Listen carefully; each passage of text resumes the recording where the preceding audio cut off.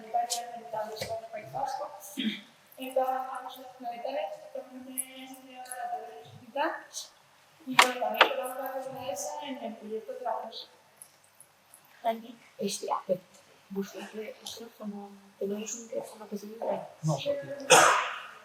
Ahora, quizás, si queréis puedo utilizar este micrófono, es más grande. Si no, quizás si consigo bastante bien el micrófono. Lo que sí vamos a hacer es bajar las nubes.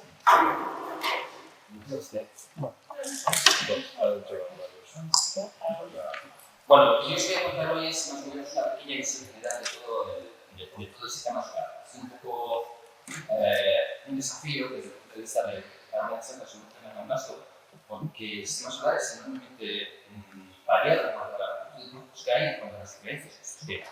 Yo solamente he trabajado en algunos de ellos, principalmente los que tienen una atmósfera bien definida a su alrededor, pues el título de la charla es el sistema solar y nuestras planetarias, y trataré de hacer una pequeña visión de todos los problemas actuales que se están estudiando, tanto de investigación tanto astronómica como desde el espacio, como son las estaciones dentro de nuestro propio sistema solar.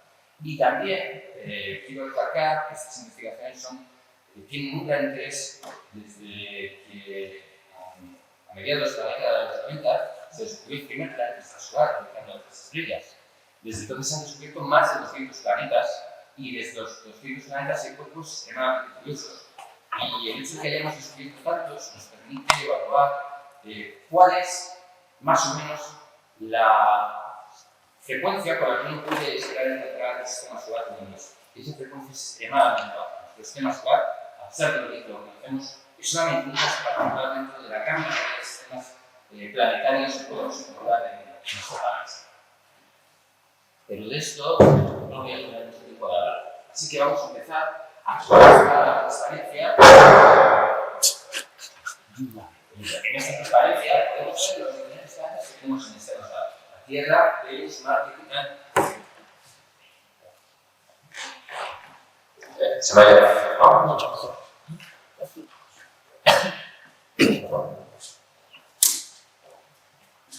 En esta transparencia he puesto únicamente los cuerpos que tienen atmósfera. Es decir, aquí, pues, naturalmente, no está Mercurio, no está Plutón. Este de aquí no podríamos bajar este día. Bueno. Y en esta transparencia, como digo, tenemos dos grandes grupos de planetas. A la izquierda tenemos los cuerpos interiores y con atmósfera. La Tierra, Venus, Marte. Y tenemos marcado que es un satélite de la Saturno y que está agrupado con estos cuerpos de aquí, ya que, al igual que estos planetas, tienen una superficie sólida y tienen una atmósfera definida.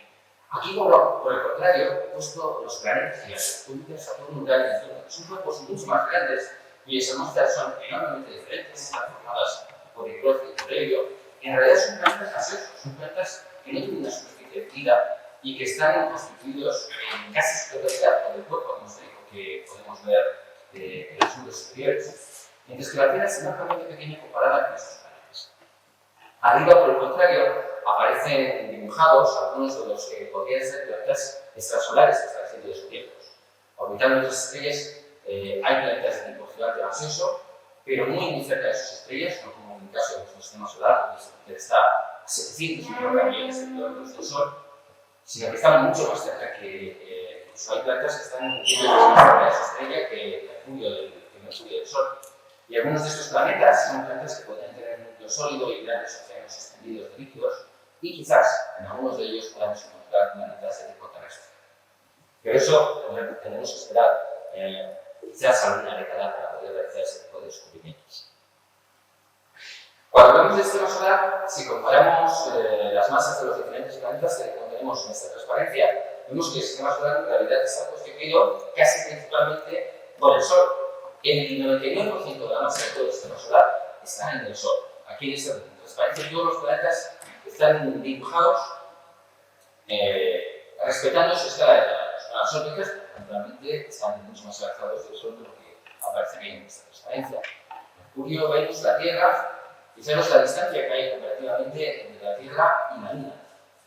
Marte, Júpiter, que es unas 10 veces más grande que la Tierra y que contiene unas 310 veces más masa que la Tierra. Saturno, Urano y Neptuno. Luego tenemos a Plutón, que recientemente ha sido excluido del club de los planetas. Vamos a ver por qué esta charla también. A pesar de que los planetas solamente tienen un 1% de la masa del sistema solar, tienen una propiedad muy importante, casi acaparada por nosotros, y es el momento angular del sistema. El momento angular, para unos de vosotros que habéis estudiado, estáis estudiando física, pues sabéis lo que es simplemente una medida de la cantidad de giro que tiene un sistema. Y resulta que en el sistema solar, la mayor cantidad de giro del sistema está agrupada en los planetas y no en la estrella central que engloba la masa. Y esto es una importantísima pista de cómo se formaron estos planetas. De nuevo los tenemos aquí dibujados, y aquí quiero explicar un poquito las órbitas en las cuales encontramos estos planetas. Marte, la Tierra, Venus y Mercurio son planetas interiores que estarían muy cerca del Sol. La unidad de distancias en el sistema solar, que sabéis todos que es uno que se denomina unidad astronómica, y es la distancia que hay entre la Tierra y el Sol. Son 250 millones de kilómetros. Júpiter, por el contrario, está mucho más lejos, es el circulito de aquí. Está a unas 5 unidades astronómicas, 5 veces más lejos del Sol que la Tierra, por supuesto, está mucho más frío. Saturno guarda su distancia a 10 unidades astronómicas, a 1.500 millones de kilómetros del Sol, y luego Urano y Neptuno que ya se pierden en la lejanía. Y más allá de Neptuno, en toda una multitud de cuerpos que aparecen en este diagrama, de lo que veremos posteriormente, de los cuales el primero de ellos descubierto fue Plutón, a principios del primer siglo. Bueno, luego aquí tenemos retratadas las escalas de tamaño de una forma más realista que la diapositiva anterior.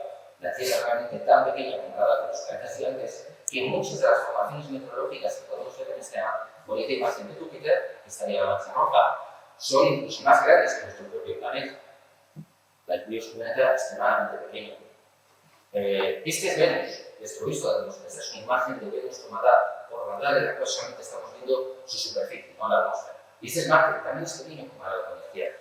Y aquí tenemos a Urano y Neptuno, planetas que cuando fueron visitados por las sondas Voyager a mediados de los años 80, eran grandes bolas azules casi sin detalles atmosféricos y que sin embargo en los últimos años parecen haberse revitalizado con tormentas que están formando en esta región del plano, en nubes brillantes que podemos observar en Neptuno, y estas son imágenes obtenidas por el telescopio espacial Hubble.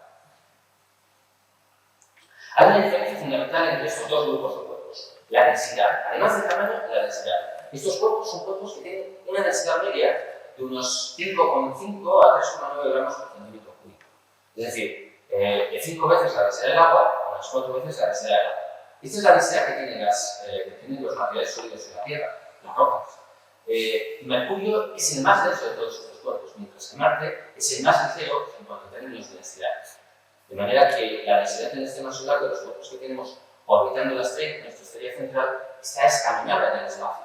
Y si nos vamos a los planetas gigantes, la densidad cae en claro. Son planetas que están hechos de hidrógeno y de helio, los gases más ligeros que existen en el universo, y tienen densidades muy bajas. Saturno tiene una densidad de en torno a 0,7 gramos por centímetro cúbico. Esto quiere decir que es más ligero que el agua. Si tuviésemos un inmenso océano en el que pudiésemos depositar a Saturno sería un planeta que flotase sobre ese océano. Es un planeta que está compuesto químicamente de una forma muy parecida a Júpiter, pero tiene menos masa y por lo tanto la atracción gravitatoria le permite que esté más hinchado. A pesar de que los dos parecen que tienen el mismo tamaño, realmente tienen el mismo tamaño en un 90%, Júpiter tiene más de 3 veces la masa de Saturno y su gravedad hace que su densidad sea superior a la que tiene el planeta de los niños.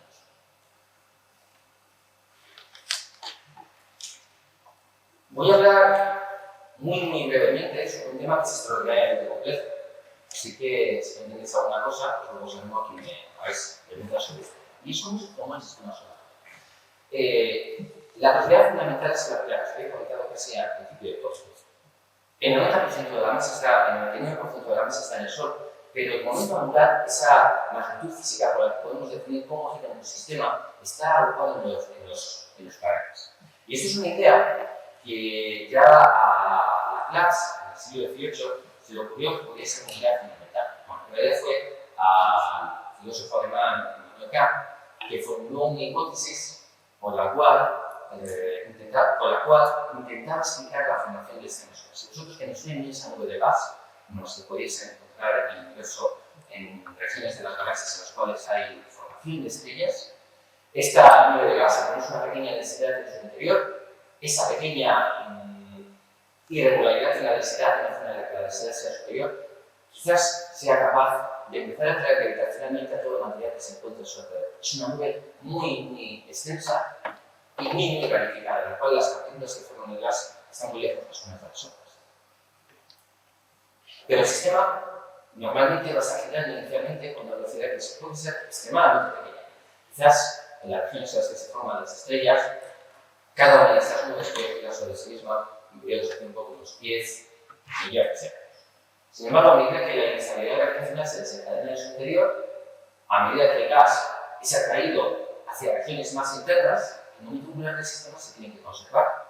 Y entonces lo que ocurre es que el gas que muy lejos gira muy despacito, a medida que se va acercando, gira más y más deprisa. Es el mismo efecto que tenemos cuando vemos a los bailarines y bailarinas sobre el hielo, que están realizando un giro sobre la pista de patinaje, con los brazos extendidos, y de repente contraer los brazos se ponen a girar mucho más deprisa. Pues esto es exactamente lo mismo que ocurre en la formación estelar. Y el hecho de que el material al caer sobre la estrella central gira más deprisa hace que finalmente se forme un disco alrededor. Esto es un poquito más complicado, eso no lo voy a explicar. Pero el material que hace un disco alrededor está girando y que conserva ese momento angular. Y en este disco es precisamente donde se forman los planetas. Poco a poco el material que está en este disco se va agrupando en torno a regiones más y más densas que pueden, en el caso de que sean suficientemente densas, absorber gas de esta nebulosa solar y dar lugar a la formación de planetas de tipo gelados. A medida que va pasando el tiempo, la estrella va acumulando masa y cuando tiene suficiente masa se enciende. Se enciende y empieza a producir gran cantidad de energía. Y esa energía es capaz de barrer los restos de gas que se encuentran entre la nebulosa solar, creando un sistema limpio de planetas. Si intentamos estudiar los procesos físicos que ocurrieron y representar todos estos procesos en el tiempo, veríamos que el sistema solar se formó hace 4.500 millones de años, algo menos de un tercio de la edad del universo. Los primeros sólidos, el sistema solar se formó a partir de una nube de gas y de polvo. Los primeros sólidos, podemos encontrar en meteoritos que a veces caen sobre la Tierra, que a veces se pueden buscar en el propio espacio con sondas espaciales que van recogiendo esas partículas, se formaron unos 100.000 años después de que la estrella empezase a formarse. Quizás tardaron en formarse todos ellos hasta 1 millón de años. Y estos primeros sólidos se fueron ocupando los unos con los otros. No solamente se formaron granos pequeños, sino que estos granos pequeños fueron acumulándose con otros más grandes, de la misma manera que ocurre, por ejemplo, en una nube cuando se pone a nevar. Una nube tiene partículas de hielo muy pequeñas que van cayendo, y a medida que se van encontrando con otras partículas se van formando copos de nieve mayores, incluso grandes piedras de granito. Por lo menos procesos físicos se pueden utilizar para explicar cómo se forman sólidos cada vez más y más grandes en el sistema solar que nos y estos sólidos cada vez más y más grandes se les llaman planetesimales. Bueno, se llaman planetesimales cuando ellos tienen un tamaño apreciable, del orden del kilómetro a los 100 kilómetros. Después estos planetesimales fueron chocando los unos contra los otros y pudieron dar lugar a la formación de cuerpos mayores de otros planetas. Y en particular, en las regiones en las que tenemos planetas gigantes, se pudieron formar los núcleos de estos planetas. Grandes masas de hielo, quizás con masas de en torno a 5 o 10 veces la masa de la Tierra, pero formadas de hielo, esencialmente, y naturalmente con una gran gravedad, que si la Tierra tiene una gravedad importante, si ponéis 10 veces la masa de la Tierra, vais a tener todavía más influencia de la gravedad en ese cuerpo. Entonces, como en esta época el sistema solar todavía era muy joven, había mucho gas en la nebulosa solar, estos cuerpos fueron capaces de absorber la parte de gas que existía en la región cosmológica, dando lugar a la formación de los planetas gigantes. En las regiones interiores más calientes había menos gas, había menos sólidos también, y no se pudieron formar planetas gigantes. Así que los planetas gigantes se formaron quizás en torno a los 2 o 5 millones de años de la edad del sistema solar. Podríamos tener una imagen muy parecida a esta, una nebulosa solar, con planetas gigantes ya formados, una nebulosa con actividad gaseosa todavía, muchas partículas sólidas de tamaño apreciable, tamaño de geometría, y la región interna del sistema solar, quizás planetas interiores formándose también en las vecindades del Sol. Después, a medida que la estrella va produciendo más y más cantidad de energía, la estrella es capaz de evaporar el disco de gas que todavía permanece en la nebulosa, pero quedan como fósiles vivientes de la formación de la estrella todos los planetas del sistema solar. Y esta etapa de tiempo puede durar unos 10 millones de años. Y en esa época todavía no se habían formado los planetas exteriores. La Tierra no se había formado, imposible. Se habían formado quizás los bloques espaciales que formarían después los planetas exteriores, los planetas enanos y los asteroides, que ahora encontramos en los asteroides. ¿Qué es lo que ocurre entonces? Lo que ocurre entonces es que tenéis un montón de cuerpos, literalmente miles de millones de cuerpos de tamaños de 1000 kilómetros al tamaño de la Luna, orbitando en las regiones de las que tenemos los planetas interiores, de Mercurio a Marte, incluso se cintura de las estrellas. Y estos cuerpos empiezan a chocar los unos contra los otros. Y lentamente se van acumulando en la Tierra cada vez cuerpos más y más grandes. Y para formar los planetas interiores posiblemente se necesitaron unos 100 millones de años.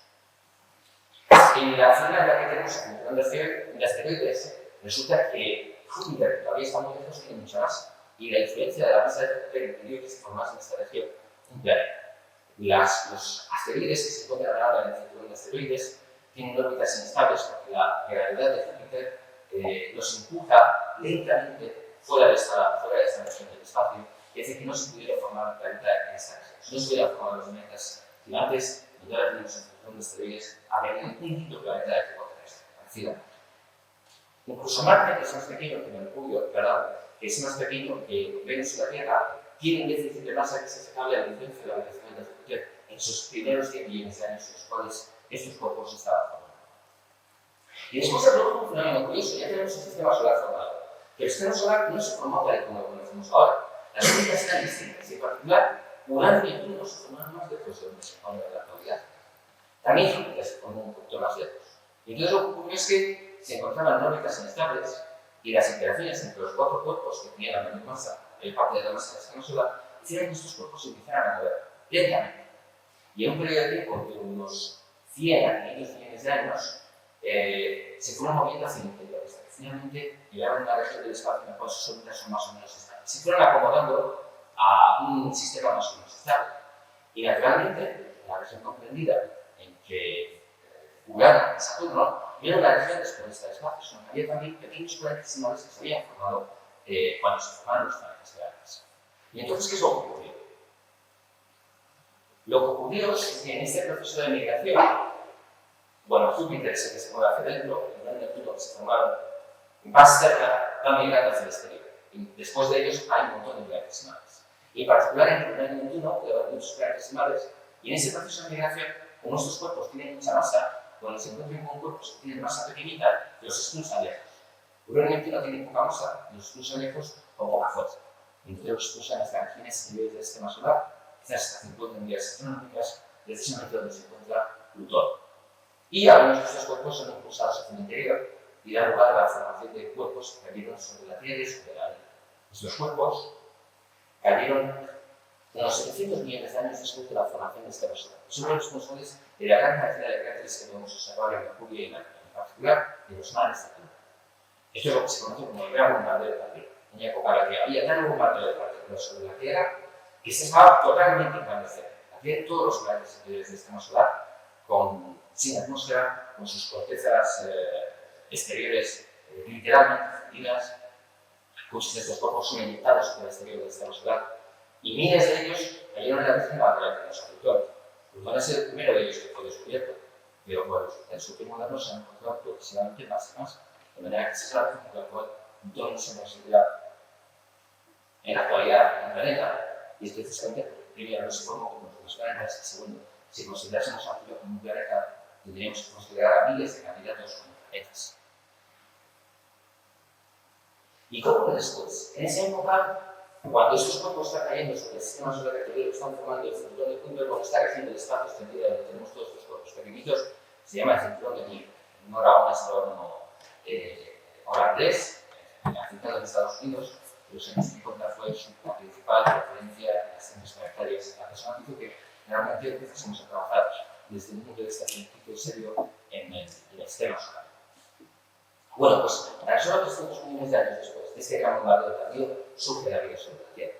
Y la principal evidencia son rocas como esta, que tenemos aquí en esta fotografía, en la bahía de Australia, que son rocas sedimentarias, que no son sedimentos cualquiera, son sedimentos formados por capas y capas de bacterias que crecen en colonias, que son muy antiguas, que se conocen con el nombre de estromatolitos.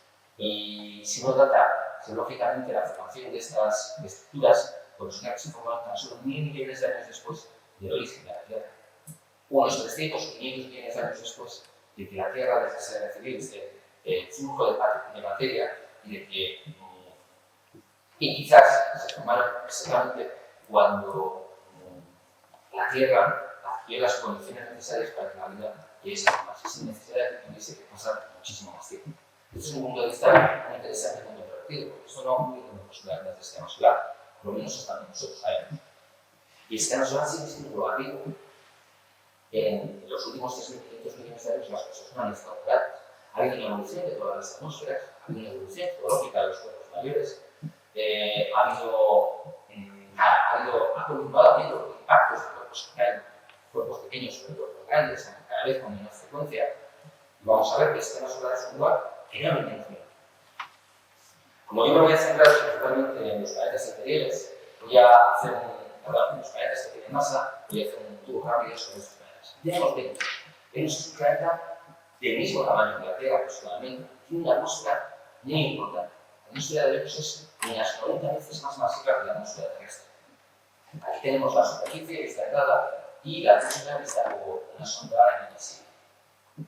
Son mundos parecidos y mundos muy diferentes. Venus tiene un espacio sobre sí mismo, tiene una atmósfera que tiene aproximadamente 90 veces más materia que la terrestre, y además esta atmósfera está hecha de CO2, es el principal gas del efecto invernadero. Así que la superficie de Venus es extraordinariamente caliente. Temperaturas superficiales de 460 grados centígrados. Estas nubes tan brillantes que tenemos aquí no son nubes de agua, sino que son nubes de ácido sulfúrico que están permanentemente cubriendo el planeta y que no pueden llover sobre la superficie, porque cuando llueve un poco de este ácido sulfúrico, estas nubes las tenemos a 60 kilómetros de altura, y cuando las partículas que están lloviendo caen unos pocos kilómetros, la temperatura sobre se evapora y se vuelve a formar nube en la parte superficial. Y tenemos una superficie que es extraordinaria en el peso. Y esto significa que es un planeta volcánico, un planeta con grandes volcanes que han estado activos hasta no hace mucho tiempo. Quizás haya volcanes todavía que los ustedes.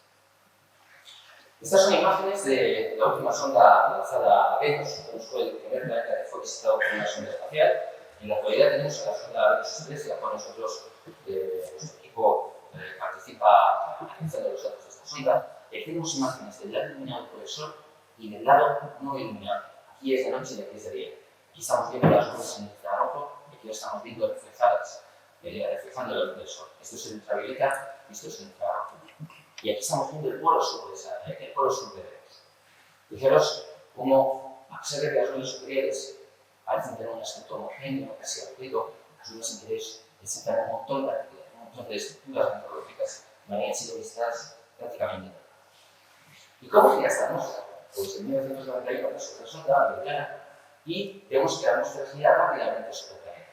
Venus gira muy despacio sobre sí mismo, tarda 240 días en dar una vuelta sobre sí mismo. Está frenado por las mareas gravitatorias del Sol. Sin embargo, la atmósfera gira súper rápido. Da una vuelta alrededor del Sol en 4 días. Velocidades de viento de 100 metros por segundo, permanentemente. Y gira toda la atmósfera en su conjunto, casi como sólido. Y en el polo sur tenemos un gran vórtice bipolar, que es una estructura que los modelos meteorológicos no son capaces de explicar. Estas son imágenes de nuevo de la misión espacial de Venus 3. Estas no son públicas todavía, o sea que... no, podéis andar caídas. Serán públicas enseguida. Tenemos una estructura de vórtice bipolar más pequeña que el vórtice que tenemos en el polo sur de la Tierra, que es responsable del agujero de ozono. Aquí tenemos un esquema de la rotación de la atmósfera. Y además, tenemos un fenómeno interesante, es que como el planeta gira tan despacito sobre sí mismo, la mayor parte de la radiación llega al Ecuador, entonces tiene que ser transmitida a los polos donde llega nuestra radiación, y se hace mediante un movimiento celular. En la Tierra, como el planeta gira más deprisa, estos movimientos atmosféricos se verían cortados, por eso en la Tierra tenemos borrascas, ciclones, tipo bastante complicado. Vemos como gira muy despacio, las ecuaciones de la dinámica son más sencillas y los movimientos son más sencillos también. Más sencillo es la primera vista, en la galaxia de Shelby, hay una gran superrotación de la atmósfera. Nadie ha sido capaz de explicar por qué la atmósfera de gira tan deprisa. Y luego además hay un montón de ondas atmosféricas que son muy complicadas de estudiar y que causan cualquier consternación. Los científicos que nos dedicamos a intentar explicar cómo se comporta la atmósfera de Venus, porque realmente no lo sabemos. Es muy complicado estudiar esta atmósfera. A pesar de que inicialmente debería ser más sencilla, ya que es una atmósfera que tiene una documentación, una superficie. Esta es la superficie del planeta, una superficie muy joven. Y es una superficie en la que hay ríos, que no son ríos, como claro, son del agua, son ríos de magma, ríos de erupciones volcánicas del pasado. Y a pesar de estas condiciones tan desapacibles, por 260 grados sobre la superficie, 90 grados de presión, nubes de ácido sulfúrico, los soviéticos, en los años 70, en la cumbre de su época de exploración espacial, fueron capaces de hacer aterrizar naves sobre la superficie de Venus. Estas son imágenes de la superficie de Venus, con piedras aplastadas por la presión. Enormemente, estas piedras no están rodeadas, estas piedras no tienen erosión. Es una superficie que no ha visto la vida nunca. Estas son algunas de las preguntas fundamentales de Marte. Es uno de los planetas en los que nosotros ya hemos trabajado todavía, es una de las atmósferas que no conocemos desde la Tierra. Pero es una de las atmósferas que yo conozco. Y yo me voy a centrar en otros aspectos y no directamente en el comportamiento de la atmósfera de Marte. Marte, al contrario de Venus, tiene una atmósfera que es muy poco densa. Si la atmósfera de Venus es 90 veces más densa que la terrestre, la de Venus, la de Marte es 100 veces menos densa. Es extremadamente fría. Y además es muy fría, con temperaturas medias de 100 grados. Marte es un mundo de gran interés porque es un mundo en el cual se está buscando activamente la existencia de un pasado biológico. En los años 90 se descubrió un meteorito, que tienes aquí en esta fotografía, y este meteorito fue analizado por investigadores norteamericanos y se pudieron obtener imágenes de su estructura interior, y en la cual se apreciaban estructuras microscópicas que son parecidas a las estructuras que podemos encontrar en rocas en las cuales viven bacterias. Así que existe un anuncio con gran publicitario de que en Marte se ha encontrado una prueba de una vida en masa de bacterias viviendo en un mar competitivo, el cual posiblemente haría agua. Pero ese descubrimiento que hicieron los científicos de la NASA con un gran publicitario, después fue poco a poco los años se fueron calmando. La gente no estaba tan segura de que esas estructuras microscópicas fuesen bacterias. Quizás estas estructuras microscópicas se pueden explicar sin necesidad de recurrir a procesos biológicos. Y el plan se calma. Pero, a pesar de que no se puede decir que esta roca sea una evidencia de un pasado biológico en Marte, hay evidencias biológicas de que en Marte, en el pasado, hubo agua. Y esas evidencias son las que hacen que periódicamente haya todos estas naves americanas que llegan hasta la superficie de Marte que se posan sobre él. Toda la investigación de Marte está orientada a la búsqueda de un pasado con agua en Marte en el cual pudiera haber existido, pudiera haberse formado una vida. Eso no está demostrado. Sí que está demostrado que efectivamente en Marte hubo agua y las principales evidencias son de tipo geológico. En rocas como esta se pueden encontrar las estructuras microscópicas que solamente se pueden explicar en el contexto de la formación en una gran masa de agua con una cierta salinidad. Hay otro tipo de evidencias, de tipo más estructural. Por ejemplo, aquí tenemos un canal, uno de los canales de Marte que Percival Lowell había visto, es un tipo de canal que podría haber estado formado por la erosión y un cuerpo de agua líquida sobre la superficie de Marte. Y hoy en día muy poca gente duda de que en Marte, en un Marte joven, existiera agua. ¿Cuánta? ¿Durante cuánto tiempo? Y si se pudo haber formado vida, son las preguntas que hace falta responder ahora. Otra pregunta fundamental es si en el Marte del presente pueden existir todavía depósitos de agua, pero no de agua líquida, sino depósitos de agua congelada quizás sobre la superficie. Así que esta es una de las grandes preguntas que motivó la investigación por parte en este momento, y hay una sonda europea que se llama Mars Express. La Mars Express es la hermana gemela de Venus Express, A veces vemos desde la visión relacional porque vemos que se utiliza toda la tecnología que había sido desarrollada para Mars Express. Y uno de los objetivos de la Mars Express inicial es encontrar con su radar, bombardear la superficie de Marte, viendo las ondas de radar reflejadas en buscar depósitos de hielos subsuperficiales, hielos de agua en la superficie. Esto todavía no se ha encontrado todavía, aunque es una de las cosas que se persiguen con ello. Y vamos a los planetas lunares, los planetas exteriores. Aquí tenemos una diapositiva de cuáles pueden ser los interiores de estos planetas lunares. Pensamos que los planetas exteriores están formados por una capa exterior atmosférica en la cual vemos las nubes. Estas nubes las vemos a nivel de entorno, presiones de entorno a un mar, más o menos la presión atmosférica terrestre. Pero son planetas con inmensas atmósferas que no tienen una superficie definida. De manera que cuando uno tiene una sonda de uno de estos planetas, como pudo enviar los americanos enviaron una sonda a Júpiter en el año 1995, la sonda Galileo, que penetró la atmósfera de Júpiter y fue descendiendo sobre esta atmósfera. Y se puede descender muy profundamente, porque no hay atmósfera. A medida que uno desciende, las temperaturas van aumentando, las presiones van aumentando, y finalmente se perdió contacto con la sonda Galileo cuando esta había recorrido unos 400 kilómetros de extensión vertical y estaba aproximadamente unos 20 bares de presión sobre la superficie. Aproximadamente imposible dibujar desde a Júpiter tiene 70.000 kilómetros de diámetro, 70.000 kilómetros de radio, y eso hace que solamente estén limitados a la superficie. ¿Qué pasa hacia el interior? Puede haber un núcleo en el interior.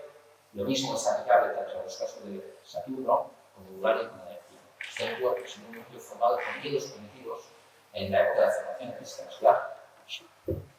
Y desde el punto de vista de la atmósfera, uno de los aspectos más interesantes es que estos planetas, a diferencia de los planetas exteriores, tienen energía interna. Estos planetas emiten más energía que la que recibe del Sol. Aproximadamente un 50% de la energía que recibe de estos planetas es energía interna, no energía utilizada del Sol. ¿Y de dónde proviene esta energía? En el caso de la Tierra también emite un poquito más de la energía que refleja el Sol, porque la Tierra tiene un núcleo en el cual hay isótopos radiactivos que producen energía, pero es muchísimo más pequeña que la cantidad de energía que llega al Sol. El caso del punto de Saturno es comparable a la cantidad de energía que le llega al Sol. ¿De dónde procede toda esta energía? Estos planetas son planetas que todavía no se han enfriado. ¿Os acordáis cuando os dije que los planetas enteros, cuando se formaron, debido a los impactos que sufrían sobre ellos, sus cortezas estaban totalmente líquidas y había muchísimo calor? Pues cuando estos planetas se formaron, también se formaron en condiciones de gran calor, a medida que el material que hay sobre el planeta se va calentando, y tienen tanta masa que no han sido capaces de evacuar toda la energía procedente de su formación. Así que siguen emitiendo en el infrarrojo. Y esto hace que estos planetas, que son inmensas bolas de gas, hidrógeno de helio, están iluminados desde fuera y desde dentro. Y entonces es muy difícil estudiar cómo será la dinámica atmosférica, un cuerpo atmosférico como este, que está iluminado por igual desde arriba y desde abajo. En Júpiter, por ejemplo, no hay diferencia de temperatura entre el Ecuador y los polos. En Saturno, sí, porque Saturno está inclinado de 3 grados, en más de efectos estacionarios. Urano, por el contrario, está aquí, no tiene fuente interna de calor. Nadie sabe por qué. Neptuno, que está aquí, sí que la tiene. De hecho, las temperaturas de Neptuno, a pesar de que uno está diciendo de las astronómicas más veces que el otro, son las mismas. Y eso es porque Neptuno tiene una fuente interna de calor, Urano no tiene. Es una de las cosas raras que quizá, además de que esté inclinado a unos 90 grados, Urano es un planeta muy extraño. Y estos planetas, como ocupan la mayor parte de la base del sistema solar, son los objetivos principales que debemos investigar si queremos investigar cómo se formó el sistema solar. Algunas de las preguntas fundamentales en este aspecto se irán de tres núcleos. La mayor parte de las gente que estos planetas se formaron alrededor de un núcleo inicial de hielos que ha transformado gravitacionalmente a todas las que tenemos después. La gente que opina, lo contrario, la gente que opina que estos planetas se formaron como las estrellas. En un disco con mucho gas, si tenéis realmente mucho gas, este gas se puede volver inestable y formar un planeta. Y no sabemos si estos planetas tienen núcleo. Saturno parece que sí. Júpiter no estamos tan seguros. Si hay una sonda americana proyectada para el futuro que se llama Juno, que realizará órbitas polares muy cercanas al planeta y midiendo cómo se va curvando el campo gravitatorio del planeta a medida que nos se va acercando y descualizando, se puede inferir cómo es la estructura interna del planeta. Y esto será en el futuro por la sombra de Europa. Otra pregunta fundamental es, bueno, estos cuerpos se formaron en base al hidrógeno y el helio, también en el efecto solar, y por lo tanto deberían de tener la composición química que tiene el Sol. Pero no es así. Estos planetas tienen muchos más elementos pesados que tiene el Sol. Tienen carbono, tienen oxígeno, tienen nitrógeno, concentrado más o menos unas 3 veces más que el Sol. ¿Y cómo se incorporan estos elementos pesados? Pues es una gran pregunta. Porque si quisiésemos responderlas aquí, nos vamos a formar. Luego, ¿qué relación tienen estos planetas con los planetas extrasolares? Los planetas extrasolares que se han descubierto son planetas gigantes como estos. Pero no están donde los planetas de nuestro sistema solar se encuentran. Los planetas extrasolares, a medida que ellos han sido descubiertos, están mucho más cerca de sus estrellas y los planetas que nosotros tenemos aquí. Sabemos que los planetas extrasolares se formaron más lejos que han llegado hacia la Tierra. ¿Por qué en este nuestro no migraron hacia la Tierra? Cuando un planeta gigante se forma, si luego migra hacia el interior como ocurre en tantas estrellas, lo que hace es lo mismo que hemos visto con el Mercurio. Todo lo que se encuentra en su camino lo expulsa bien lejos. Así que si los planetas gigantes de nuestro sistema solar hubieran migrado hacia el interior, hubieran expulsado sus órbitas en todos los planetas anteriores y no estaríamos aquí para pensar en todas estas historias. Y esa es otra cosa que no sabemos. Si vamos a Júpiter, Júpiter es un planeta extremadamente interesante. Esta es una imagen de la zona Cassini, o la gran mancha de Júpiter, son tormentas. Y esta es la Luna aquí, uno de los 4 satélites verdaderos, es decir, que la del año más importante. Aquí tenemos a los 4 satélites verdaderos: Io, Europa, Ganímedes y Callisto. Fijaros en la superficie terrestre amarillenta y en Europa. Estos son los 2 satélites más interesantes de Júpiter. Si vemos Io, resulta que Io es un mundo extraordinario y muy volcánico. Es un mundo muy pequeño y los volcanes que se producen en Io hacen que el material se haya expulsado muy lejos y de hecho se ha expulsado fuera del campo de gravitación del Io, forma un anillo de partículas fosas a su alrededor. Cuando las ondas Voyager pasaron por Io, vieron una superficie.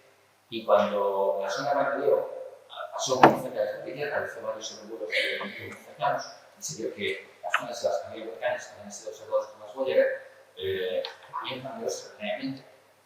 Y es una superficie en la que no vais a encontrar ningún planeta. Su superficie se origina en un periodo de tiempo inferior a 1 millón de años. Es la superficie más joven de todo el sistema solar. ¿De dónde sale tanto volcanismo? ¿De dónde sale tanta energía para producir esos volcanes?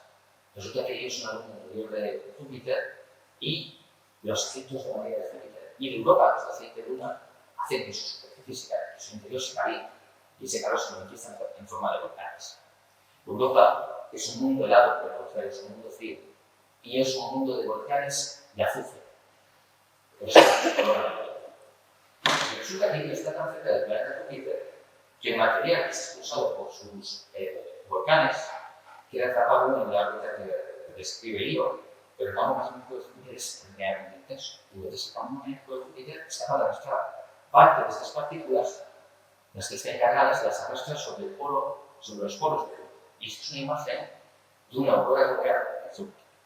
Aquí tenemos todas las partículas que llegan del viento solar cayendo sobre la región polar de Júpiter y tenemos varias manchas. Esta mancha es una mancha de materia que procede de Io, que es arrastrada de su órbita por el campo magnético extraordinariamente intenso de Júpiter. Ganímedes y Europa también tienen las manchas parecidas y se pueden observar. Y cuando en Io tenemos grandes volcanes, esta mancha brilla mucho más. Así que son mundos muy interesantes y complejos. Europa es un mundo que sí que tiene todas estas líneas, todos estos surcos que parecen bien grandes o no son grandes, sino que son grietas en la superficie de la Tierra. Y es un mundo donde la superficie está principalmente formada por hielo de agua y también está calentado por los efectos de marea, como hilo. Así que en Europa tenemos todas estas líneas que son grietas de fractura del hielo cuando estas placas de hielo van rozándose las unas contra las otras. Se producen todas estas deformaciones. Y Europa es un mundo de inmenso interés astronómico, porque como está calentado por los efectos de marea, su interior hace que bajo la superficie helada sea muy factible la posibilidad de tener un océano líquido. Y en este océano líquido, la gente que trabaja en astrobiología está interesada en saber si hay fuentes de energía capaces de producir, de hacer que la vida sea posible en un mundo como el nuestro. ¿Puede haber existido en un mundo tan distinto? No lo sabemos, pero es una buena pregunta. Es una pregunta que mucha gente está intentando responder. Y hay misiones espaciales pensadas para el futuro, a 20 años vista, en las cuales pues, intentaría aterrizar sobre la superficie de Europa, hacer un agujero y sacar muestras del interior para buscar pruebas de que exista o no vida sobre el océano superficial que sabemos que existe en Europa. El problema es que no sabemos cuán profundamente hay que profundizar dentro de la superficie de Europa para encontrar este fenómeno. Puede ser 1 kilómetro, puede ser 10, puede ser 100. Y entonces, esa es otra de las grandes preguntas de la actualidad del sistema solar.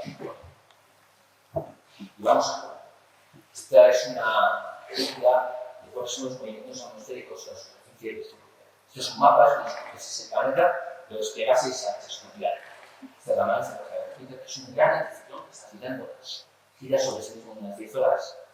Aquí tenemos vórtices que son tragados por la mancha roja, tenemos la circulación de órbitas en el contrario, tenemos un piso ovado blanco que cambia el enfoque, muchos vórtices y vientos muy intensos.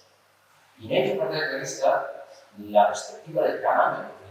Júpiter está en que sus formaciones meteorológicas son del tamaño de la Tierra. Esta es una imagen comparativa del tamaño de la Tierra y la mancha roja. Y aquí tenemos una tormenta. Esta tormenta es tan grande como 2 continentes de la Tierra, es tan grande como Norteamérica y Sudáfrica. Y esta tormenta se forma continuamente en Júpiter. Tenemos la animación de la mancha roja, ahora deberían moverse los vientos aquí, y aquí debemos ver la mancha roja girando, parece que se ha fastidiado. Bueno, y aquí tenemos realmente la medida del viento en cada Júpiter. Júpiter es un planeta en el que los vientos son paralelos en la dirección de los paralelos, no hay corrientes en la dirección meridional, excepto las que podamos tener en los vértices cerrados como este, y son alternantes en la altura. Y son vientos muy intensos, 100 kilómetros por segundo. Y son vientos permanentes, no cambian en el tiempo. Pueden cambiar estas estructuras meteorológicas, pero no los vientos que tenemos aquí. Estas regiones horizontales son las regiones en las que se forman tormentas. Y solamente se forman en estas regiones. Y tampoco sabemos por qué solamente en estas regiones. Sabemos que estas tormentas son extremadamente energéticas o bien transmiten una parte muy constante de ese calor interno que tiene Júpiter. ¿Cómo se traslada esto a la dinámica atmosférica de un planeta como Júpiter? Es una pregunta muy complicada y de las que se intentan investigar en la actualidad. Bueno, pero ¿qué es exactamente lo que estamos viendo aquí? En Júpiter los vientos son alternantes en las direcciones de los paralelos. Y en todos los demás planetas gigantes también. Este Saturno con vientos mucho más intensos, vientos de 450 metros por segundo del Ecuador. Urano y Neptuno tienen un sistema de vientos más sencillo, no hay tantas corrientes como en la Luna, pero con esos vientos muy intensos. ¿Cómo se forman vientos tan intensos en planetas que reciben 1% de la energía que nos llega a nosotros desde el Sol? ¿Y estos vientos dónde los estamos viendo? Los estamos viendo en las nubes. ¿De qué están hechas estas nubes? Son mundos fríos y las nubes que observamos en Júpiter son nubes de amoníaco. Debajo de estas nubes puede haber nubes de agua. De hecho, sabemos que tiene que haber nubes de agua porque las tormentas que se forman solamente las podemos explicar pensando que hay nubes de agua profundas en Júpiter. ¿A qué profundidad? A unos 5 o 6 bares. Saturno también tiene la misma estructura, son nubes superficiales de amoníaco que sabemos, una nube profunda de agua, aquí más profunda todavía, a unos 9 bares de presión. Y una nube intermedia, en ambos casos, de compuesto químico y de sulfuro de amonio, que pensamos que a veces se puede ver en el infrarrojo. Urano y Neptuno están mucho más fríos. Tan fríos que se forman nubes de metano en las zonas superiores y superiores que se pueden observar. Hay muchas teorías curiosas en cuanto a Júpiter. Los vórtices, los grandes vórtices de Júpiter son muy hermosos, son regiones con una circulación muy intensa. Esta es una imagen del solar video. Y resulta que en los años 40 se formaron 3 grandes vórtices, que eran los más grandes que tenía el planeta después de la mancha roja. Se formaron en base a regiones inestables que luego se fueron comprimiendo. Se formaron 3 grandes solos que recibieron estos nombres. Y en el año 98 dos de ellos se encontraron pasando cerca de la mancha roja. Estoy aquí, de la mancha roja. Pues 2 de ellos pasaron cerca de la mancha roja después de pasos habían fusionado. Formaron un único óvalo. Y cuando este óvalo, que era más grande que cualquiera de los anteriores, pasó de nuevo por la mancha roja, estaba muy cerquita, había un óvalo entre ellos, estos son grandes anticiclones y estos son ciclones. La mancha roja, que tiene un pequeño ciclo a ese ciclón, Entonces estos dos se vieron mucho mejor y se fusionaron, dando lugar a la formación de un nuevo óvalo que algunos llaman, bueno, en su día se le puso como nombre el óvalo PA, que era la fusión de los óvalos de C, D, N, A. Entonces, obteniendo todas estas letras en el orden de los óvalos, como este llamado, que es el mayor que hay en el resulta de la escoja. Claro, si los óvalos grandes, como este se forman en base a la fusión de los más pequeños, quizás fue así como se formó la masa roja, que solo se nota desde las de grandes. Y resulta que recientemente, a principios de este año, un astrónomo que se ocupó de familias se dio cuenta de que este óvalo PA, que había sido siempre blanco, como todos estos, se había vuelto rojo. ¿Cómo de rojo? Tan rojo como la mancha roja. Y entonces él, sobre todo los americanos que saben hacer publicidad bien de los conocidos que trabajan, llevaron la mancha roja Junior para mostrar esto de las estrellas de estas páginas de astronomía. Esta es la imagen de telescopios perfectos con la cámara ACS. En realidad, no es que el óvalo se haya vuelto rojo. En realidad esta imagen es un poco clara. Este es el Júpiter más rojo que yo he visto en Canadá. Es muy bueno aquí de observarlos. En realidad, casi simultáneamente, el óvalo real se ha enrojecido un poquito y la mancha roja se ha enriquecido un poco. Pero eso ya son aspectos un poco técnicos. Y aquí lo tenemos ampliado con esta estructura. Y este es un flor, este es el gran, donde es el óvalo real. Y estas tormentas, de las que os había hablado antes, pueden ser duras. Fijaros, en esta imagen de la Voyager había una gran tormenta y por casualidad estaba pasando hielo por delante en ese momento. Esta es una imagen que aquí yo no lo he puesto ya aquí. Estaba pasando por delante de Júpiter y fijaros que estas son tormentas tan grandes como pequeños mundos. En estas tormentas se pueden observar varias. Estas son imágenes que estoy descargando. Esto es de día y esto es de noche. Y de noche con la sonorización podéis observar rayos. Esta es una imagen de Júpiter de noche, estos son los relámpagos de los rayos. Pues, ¿cómo es de noche si se pueden ver aquí estructuras? Se pueden ver nubes, ¿verdad? Podéis ver ahí desde el fondo. Esta es una escena porque para hacer esta foto, uno toma la foto con un tiempo de exposición muy grande, el resultado de Júpiter es iluminado por el proceso que deriva de la luz del Sol en Io y en Europa. Y aquí vamos a los relámpagos. Y en estos relámpagos siempre se forman las mismas grandes nubes. Vamos a ver este mundo un poquito en mayor detalle. Fijaros, esto es Júpiter, esto es el pequeño mapa, y aquí cada grado son 1000 kilómetros. De manera que aquí tenemos 10.000 kilómetros. 12 grados son el diámetro de la Tierra. Y fijaros en esta zona de aquí. Aquí tenemos nubes, tenemos mucha turbulencia, tenemos un pequeño agujero en las nubes. Y en un periodo de tiempo muy corto, se va formando una gran tormenta. La tormenta que es la misma cosa que se antes, que se apaga y luego se vuelve a encender aquí. En 10 días se forma una tormenta que ha producido durante el curso en una región de más de 50.000 kilómetros. Y esas tormentas se forman de forma regular. En cuanto a Saturno, bueno, pues Saturno es un mundo muy complicado.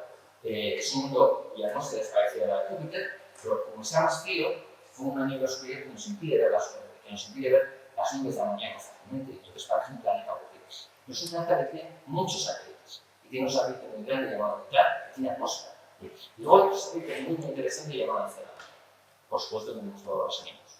Y si uno quiere estudiar la formación del sistema solar, resulta que en Saturno uno tiene un sistema de cuerpos y anillos muy parecido que teníamos en la formación del sistema solar. ¿Cómo se forman los satélites del planeta Tierra? Se forman de la misma manera que se forma el sistema solar.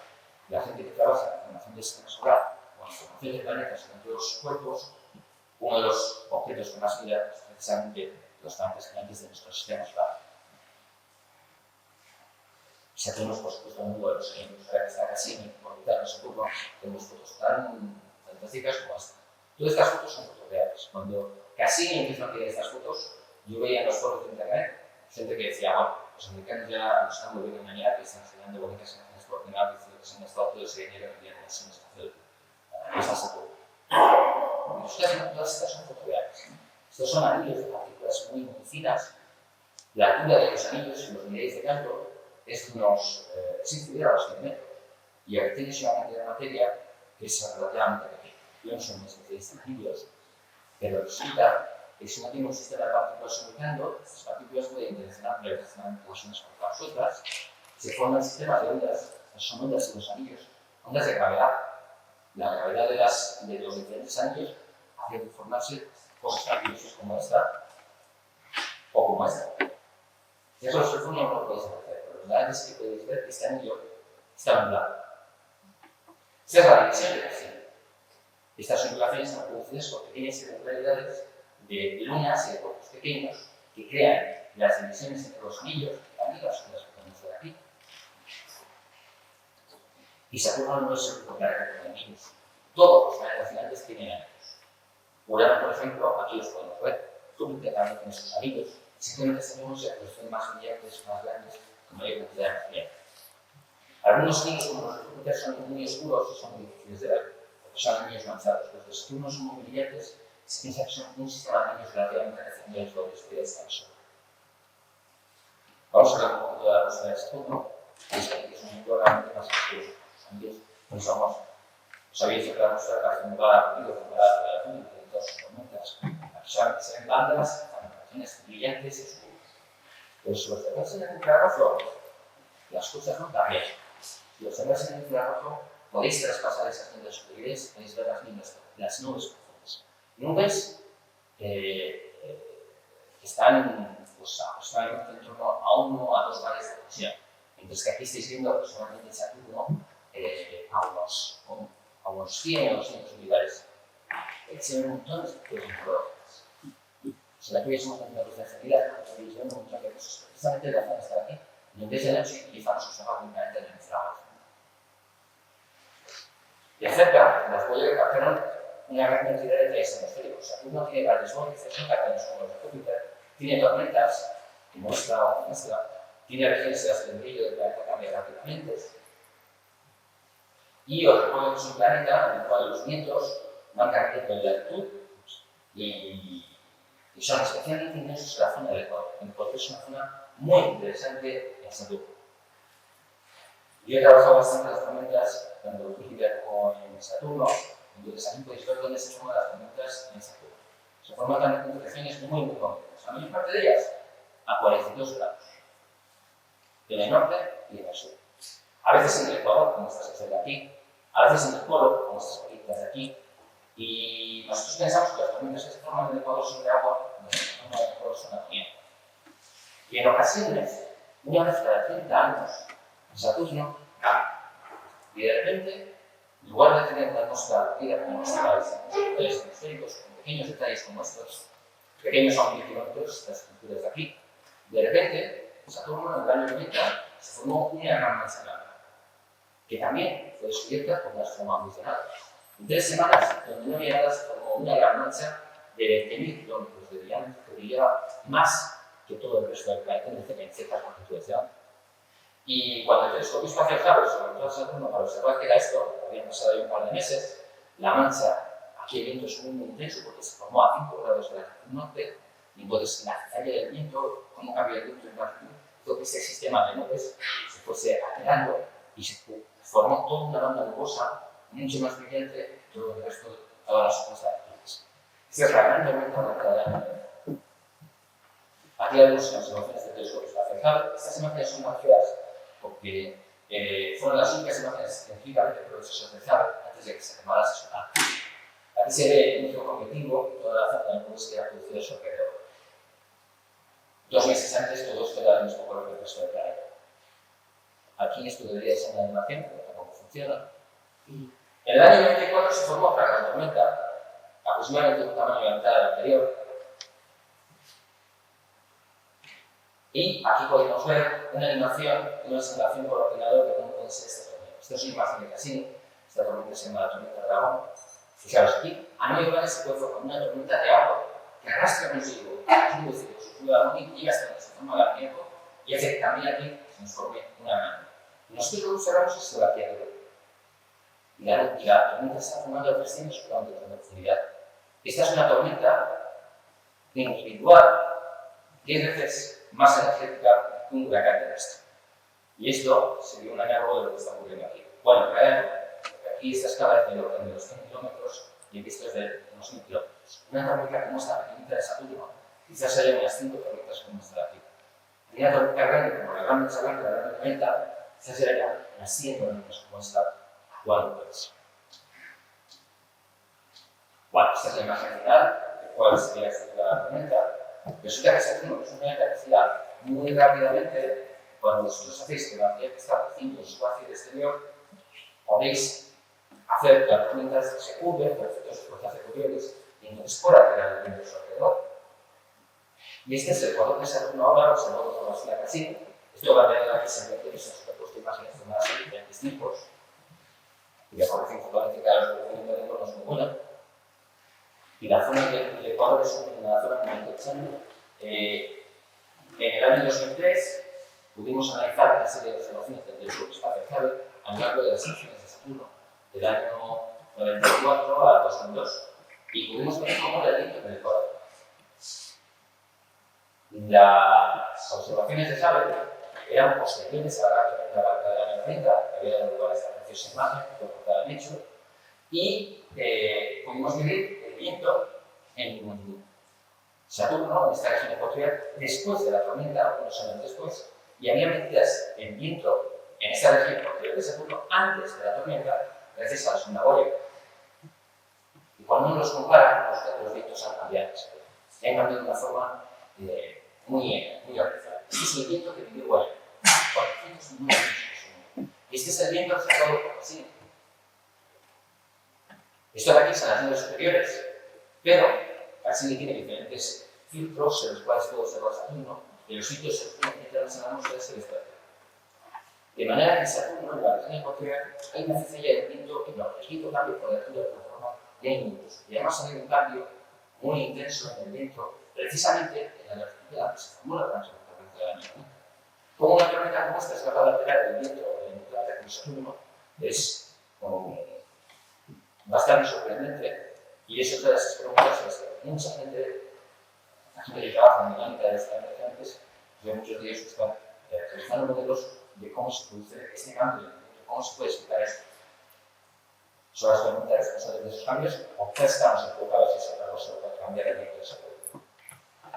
Otras cosas interesantes son, por ejemplo, las regiones polares. Las regiones polares actúan en el polo norte de Saturno, con imágenes de faros muy buenas, pero si uno realza un poco, se puede ver una onda en el polo norte hexagonal. Y el hexágono es muy bueno. Es una cosa muy curiosa. Los paracientíficos, por ejemplo, cuando ven una foto como esta, han visto imágenes de internet que se imitan estructuras energéticas, multidimensionales y cosas muy extrañas para que forman cosas como esta. Y la explicación es mucho más sencilla. ¿Qué es lo que yo ¿qué hacemos? Aquí hay un vórtice, este vórtice va a volver desde abajo con aquí en esa región, lo hace con un cierto periodo de tiempo y entonces se forma una onda hexagonal. De manera que uno puede explicar estas ondas meteorológicas con meteorología de normal corriente que sin necesidad de utilizar quintas dimensiones o séptimas dimensiones o cosas muy extrañas. Y en el Polo Sur salió una noticia este viernes de NASA, de la sonda que se había observado por fin en el Polo Sur de Saturno y había encontrado en el Polo Sur una onda hexagonal. Su lugar es un vórtice ciclónico muy intenso con esta mancha negra y las cosas que sean muy rápidas. Esta es una imagen de infrarrojo y esta es una imagen de visible. Bueno, la calidad de es fácil. Con imágenes de peor resolución, nosotros podemos construir esta proyección polar de Saturno. 70 grados es la latitud del norte del final. Y aquí tenemos 85 grados. En una vez tenemos 85 grados hasta 90 grados. Mucho más al norte del círculo polar. Si nos paramos en la seguridad, pues Dios está en y no puede seguir su movimiento en medio de la velocidad del viento. Y resulta que en Saturno, si uno mira los polos, a 3 grados del polo, los vientos son tan intensos que tienen velocidades de 150 a 160 km por segundo.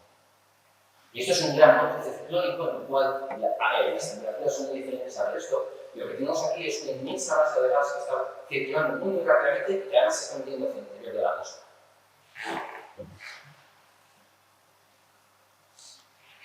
¿Cómo vamos aquí? ¿El cuerpo tengo? No. Vamos a hablar del cielo de Voyager. Vamos a dejar los planetas exteriores, una lectura, y los que yo tenga algo preparado, pero vamos a tener que hablar todo el cielo. No alargarnos demasiado. ¿Por qué el cielo? El cielo es el mundo de moda de las ciencias planetarias. En mayo de este año se publicaron los resultados de observaciones que había realizado la Cassini en Nueva Núclea, etc. El Este lado tiene tan solo 500 kilómetros de diámetro. Es una luna muy pequeña, es la sexta luna más grande de Saturno. ¿Y sabes qué dice? Tiene una superficie lisa y una superficie con cráteres. Una superficie que es doble, con cráteres, y una superficie antigua porque tiene cráteres. Y todas estas líneas brillantes. La edad de la superficie en el cielo cambia de 1 millón de años en esta región a 100 millones de años en esta otra. Estas grietas tienen unas profundidades de 500 metros y son muy extensas, 130 kilómetros. Y resulta que si uno mide la temperatura al largo de este hielo, que no es hielo de agua, resulta que a medida que uno se acerca por estas grietas, la temperatura aumenta. ¿Cuánto? Pues puede haber hasta 10 grados de diferencia entre estos puntos y los puntos de las grietas. Así que encerrados un mundo en diferencias de temperatura muy importantes en estas grietas aquí. Y estas grietas se localizan en relación con la sur del planeta, de manera que en el cielo, por alguna razón extraña, tenemos un foco de calor en esta región. Son efectos de María los que han de esta región, y lo que ocurre es que esta región es menos densa, y como es menos densa, se ha orientado que debe ser la región del planeta. Pero lo más importante es que a través de estas grietas sale material en el interior del cielo.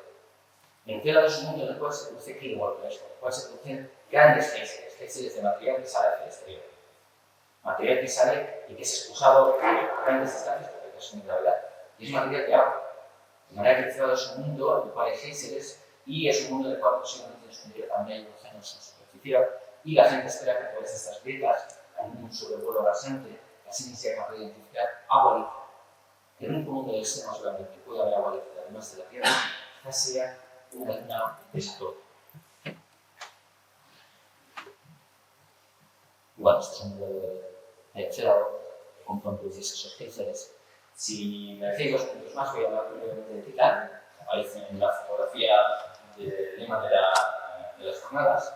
Titán es un mundo con una atmósfera muy interesante. Este abajo que tenéis aquí nos muestra que la atmósfera de Titán es una atmósfera muy extendida, 500 kilómetros por encima de la superficie. No se aprecia en esta fotografía, podéis apreciar en vuestras pantallas. Es un mundo que ha sido visitado por una sonda, la Voyager, y es un mundo en el que si uno descubre las nubes superiores y todas las superficies